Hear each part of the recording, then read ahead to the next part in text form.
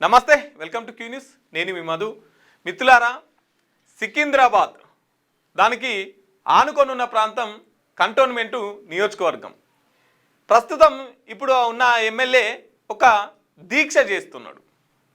MLA అయి ఉండి అధికారంలో ఉండి అధికార పార్టీలో ఉండి ఎందుకోసం ఈ దీక్ష చేస్తున్నాడని మన అందరికీ డౌట్ రావచ్చు. ఎమ్మెల్యేనే కదా, ప్రజలు చేస్తే దీక్షలు చేయాలి, నిరసనలు చేయాలి, కానీ అధికారంలో ఉన్న వాళ్ళే ఎందుకు దీక్షలు చేస్తున్నారు అనే ప్రశ్న ఎందుకు ఉత్పన్నమవుతుంది అనుకున్నప్పుడు సికింద్రాబాద్లోని కంటోన్మెంటు భాగంలో కొంత ప్రాంతం, కంటోన్మెంట్ అంటేనే అది ఎక్కువగా ఆర్మీ సంబంధించినటువంటి ఆర్మీ ఆఫీసర్లు, ఆర్మీ కుటుంబాలు, ఆర్మీ పోలీసులు ఉంటున్నటువంటి ప్రాంతం. దాంట్లో సాధారణమైన జనం కూడా ఆ ప్రాంతంలో ఉంటారు. విషయం ఏంటంటే, ఇప్పుడు మిగతా అన్ని ప్రాంతాలకు వార్డులు ఉంటారు, తర్వాత కార్పొరేటర్స్ ఉంటారు, ఇట్లుంటుంది. కానీ కంటోన్మెంట్లకు వచ్చేసరికి ఇట్లా కాకుండా అది సెంట్రల్ గవర్నమెంట్లో కొంత భాగం ఉంటుంది. దానికి కంటోన్మెంట్ బోర్డు అని ఒక బోర్డు ఉంటుంది. ఆ బోర్డుకే ఎలక్షన్స్ జరుగుతాయి. లేదంటే ఎంపీ గారు ఎవరు చెప్తే వారు ఆ బోర్డుకి చైర్మన్గా ఉంటారు. సో ఇప్పుడు దీనికి సంబంధించి దీని ద్వారా అభివృద్ధి జరుగుతలేదు ఆ ప్రాంతాలకు. దీని ద్వారా పేద ప్రజలకు మేము సేవ చేయలేకపోతున్నామని చెప్పేసి ఎమ్మెల్యే గారు దీక్షకు పూనుకున్నారు. దీనికంటే ముందు ఎలక్షన్లకు వచ్చినప్పుడు ముఖ్యమంత్రి రేవంత్ రెడ్డి గారు కూడా ప్రజలకు హామీ ఇచ్చిండు. దీని పీరియడ్ అయిపోగానే ఈ టైం ఇప్పుడు ఉన్న వాళ్ళు ఎవరైతే ఉన్నారో వాళ్ళ పదవి కాలం ముగియగానే వెంటనే దీన్ని జిహెచ్ఎంసీలో విలీనం చేయాలని చెప్పేసి నేను కేంద్ర ప్రభుత్వంతో కొట్లాడతా అని చెప్పేసి ముఖ్యమంత్రి గారు హామీ ఇచ్చినటువంటి పరిస్థితి. తర్వాత ఇప్పుడైతే ఎవరైతే సిట్టింగ్ ఎంపీ ఉన్నారో అక్కడ ఉన్న ఎంపీ ఈటెల రాజేందర్ గారు, అది మల్కాజ్గిరి ప్రాంతానికి వస్తుంది. ఈటెల రాజేందర్ గారు కూడా బీజేపీ పార్టీ, కేంద్రంలో ఉన్నది కూడా బీజేపీ పార్టీ కాబట్టి ఈటెల రాజేందర్ గారు కూడా అక్కడ ఉన్న ప్రజలకి మాట ఇచ్చినటువంటి పరిస్థితి. దీనికి బదులుగాను ఇక్కడ ఆర్మీ భూమి ఎంతవరకు అవుతున్నదో ఆర్మీ వాళ్ళకి భూమిగాను ఇట్లా కొన్ని ఒప్పందాలు 303 కోట్లతోని కొన్ని ఒప్పందాలు జరిగిన తర్వాత నిన్న ఎవరిదైతే కంటోన్మెంట్ బోర్డు అధికారులది పదవి ముగిసిపోతుంది అనుకుంటున్నారో వాళ్ళు ఇంకొక సంవత్సరానికి పొడిగిస్తూ ఉత్తర్వులు జారీ చేసినటువంటి పరిస్థితి. ఇది జిహెచ్ఎంసీలో కలుపుదాం అనుకున్నాం కదా, జిహెచ్ఎంసీలో కలపాలి కదా, మళ్ళీ ఎందుకోసం అని చెప్పేసి ఇప్పటికే 6 సంవత్సరాలు అయింది ఈ కంటోన్మెంట్ బోర్డు ఉండి, ఇంకా ఇంకొక సంవత్సరం పొడిగించడం ఏంది అని చెప్పేసి ఎమ్మెల్యే గారు అక్కడ దీక్ష కూర్చున్నటువంటి పరిస్థితి. సో చూస్తున్నాం, మనం ఎమ్మెల్యే గారు దీక్ష కూర్చున్నటువంటి విజువల్స్ చూస్తున్నాం. ఒకసారి ఆయన ఏం చెప్తున్నాడో వినే ప్రయత్నం చేద్దాం. ప్రతి 5 సంవత్సరాలకు ఎలక్షన్ ఉండాలి. మా దగ్గర కంటోన్మెంట్ బోర్డులో 2015లో ఎలక్షన్ అయింది, 2020లో ఎలక్షన్ కావాలి, కానీ 26 అయినా ఎలక్షన్ పెట్టలేదు. మళ్ళీ 3 రోజుల కిందట మళ్ళీ ఒక నామినేషన్ వ్యవస్థని కొనసాగిస్తున్నట్టు ఒక గెజిట్ నోటిఫికేషన్ రిలీజ్ చేశారు.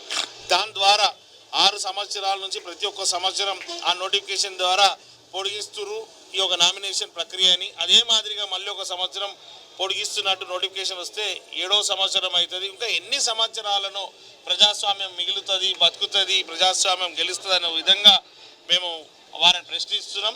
6 సంవత్సరాలు అయినది 7వ సంవత్సరాలు అయితే కూడా గ్యారంటీ లేదు. కాబట్టి ఖచ్చితంగా ఏ విధంగా అయితే గౌరవ ముఖ్యమంత్రి రేవంత్ రెడ్డి గారు హైదరాబాద్ని విస్తీర్ణ చేసి హైదరాబాద్ని పూర్తిగా డెవలప్మెంట్ చేయాలి, ఫాస్ట్గా డెవలప్మెంట్ చేయాలని కార్పొరేషన్లో 300 కార్పొరేషన్లు తీసుకొచ్చారు, అదే కార్పొరేటర్లు తీసుకొస్తున్నారు. అదే మాదిరిగా ఈ మధ్యలోనే మేము ముఖ్యమంత్రి కూడా మాట ఇచ్చిర్రు ఇక్కడికి రావాలని చెప్పేసి, ఇది విలీనం జిహెచ్ఎంసీలో విలీనం చేస్తామని చెప్పేసి ముఖ్యమంత్రికి కూడా మాట ఇచ్చిండని చెప్తున్నటువంటి పరిస్థితి. కొనసాగిస్తూనే ఉంటాం. ఇక దీక్షకు సంబంధించి నిన్న పొద్దుగాల 10 గంటల నుంచి సాయంత్రం 5 గంటల వరకు దీక్ష కొనసాగించారు. ఈ పోరాటం దీక్ష రూపంలోనే కాకుండా అనేక రూపాల్లో ఈ పోరాటాన్ని మేము కొనసాగిస్తాం. కేంద్ర ప్రభుత్వం దిగి వచ్చి కేంద్ర ప్రభుత్వం మాట ఇచ్చేంత వరకు ఈ పోరాటం కొనసాగదు.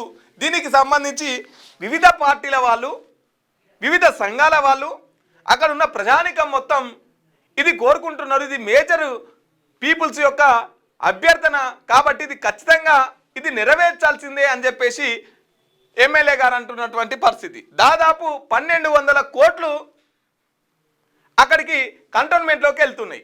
అదే డబ్బు పెడితే మా ప్రాంతాన్ని మేము అభివృద్ధి చేసుకుంటాం కదా. ఇక్కడ ఇప్పుడు మిగతా వార్డులలో ఏ విధంగా ఉందో, ఏ విధంగానైతే కార్పొరేటర్స్ని ఎన్నుకుంటున్నారో ఆ విధంగానే ఎన్నుకుంటే నేను కొంత అభివృద్ధి చేయడానికి నాకు అవకాశం ఉంటుంది కదా. ఎమ్మెల్యేగా నాకు ఓటేసినారు, మరి వాళ్ళ మంచి చెడులు చూడాల్సిన బాధ్యత నా మీద ఉంది కదా. వాళ్ళకు అభివృద్ధికి నోచుకోలేకపోతున్నారు కదా. ఈ కంటోన్మెంట్ వాళ్ళని పట్టించుకోవట్లేదు కదా. ఈ బోర్డు ఎంతవరకు పనిచేయాలో అంతవరకే పనిచేస్తుంది. మరి మిగతా వాళ్ళకి ఏం చేయాలి? వీళ్ళేమో ఆ వార్డులు ఉండే, మరి వాళ్ళకి సరైన న్యాయం ఎట్లా? కాబట్టి దీన్ని తక్షణమే జిహెచ్ఎంసీలో విలీనం చేయాలి. ఇప్పుడు నిజంగా శ్రీ గణేష్ గారు చేస్తున్న దీక్షకు కిషన్ రెడ్డి రావాలి, ఈటల రాజేందర్ గారు రావాలి, ముఖ్యమంత్రి రేవంత్ రెడ్డి, ఈ నలుగురు వచ్చి కూర్చొని కేంద్ర ప్రభుత్వం మాట ఇచ్చేంత వరకు, కేంద్ర ప్రభుత్వం ఒక నోటిఫికేషన్ విడుదల చేసేంత వరకు, కేంద్ర ప్రభుత్వం ఉత్తర్వులు జారీ చేసేంతసేపు లేవద్దు వీళ్ళు. నిజంగా అక్కడ ఉన్నటువంటి పేదల పక్షాన ప్రేమే ఉంటే, నిజంగా చిత్తశుద్ధి ఉంటే, నిజంగా కంటోన్మెంట్ పేదల మీద, కంటోన్మెంట్ ప్రజల మీద వీళ్ళకి ఏమైనా కొంతనన్న గౌరవం ప్రేమ ఉంటే ఈ పని చేయాలి. ఎందుకంటే ఇప్పటికి 6 సంవత్సరాలు అయిపోతుంది, ఇంకా కూడా ఎక్స్టెన్షన్ చేయడం సరికాదని చెప్పేసి ఇక్కడ ఉన్న వాళ్ళు మాట్లాడుతున్నటువంటి పరిస్థితి. సో మిత్రులారా, కంటోన్మెంట్లో ఉన్నటువంటి మిత్రులారా, మీరు కూడా మీ అభిప్రాయం ఏంది? శ్రీ గణేష్ గారు చేస్తున్న పోరాటానికి మీరంతా మద్దతేనా? మీరేం కోరుకుంటున్నారు అనేది కింద కామెంట్లలో తెలియపరచండి. ఈ వీడియో మీకు గనక నచ్చినట్లయితే లైక్ చేయండి, షేర్ చేయండి, కామెంట్ చేయండి. మరొక ఎపిసోడ్తో మళ్ళీ మీ ముందుకు వస్తా. చూస్తూనే ఉండండి క్యూ న్యూస్. Thank you. మీ వ్యాపారం అభివృద్ధి కావాలని కోరుకుంటున్నారా? అయితే వెంటనే క్యూ న్యూస్ని సంప్రదించండి. Schools, colleges, banks, shops, office promotions, land promotions, political promotions, restaurant promotions, hospital promotions, పుట్టినరోజు వేడుకలు, శుభకార్యాలు, వ్యాపారాలు ఏవైనా, సందర్భం ఏదైనా ఇప్పుడే క్యూ న్యూస్ ద్వారా తెలియజేయండి. మీ వ్యాపారాన్ని అభివృద్ధి చేసుకోండి.